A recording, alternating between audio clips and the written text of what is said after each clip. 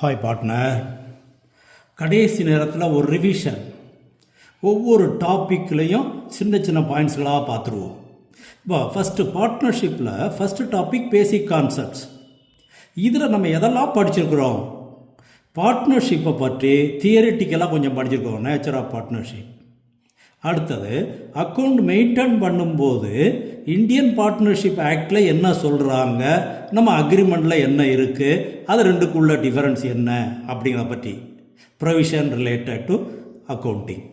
அடுத்து capital account maintenance, fixed capital method, fluctuating capital method.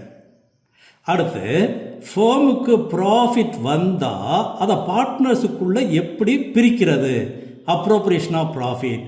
அதுக்கு profit loss appropriation account ஒன்று prepare பண்ணி பார்த்துருக்குறோம். அப்படி போடும்போது பார்ட்னருடைய கேபிட்டலுக்கு இன்ட்ரெஸ்ட் உண்டா, பார்ட்னர் சொந்த செலவுக்கு ட்ராயிங்ஸ் எடுத்திருந்தாங்கன்னா இன்ட்ரெஸ்ட் உண்டா, இதை பற்றி பார்க்குறோம்.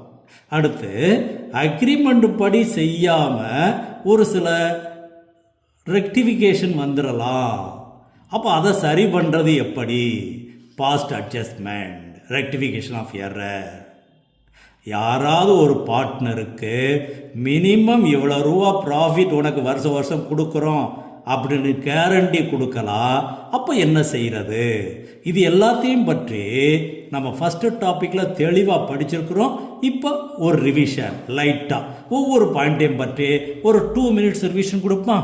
Come to next video. Okay, I like you partner.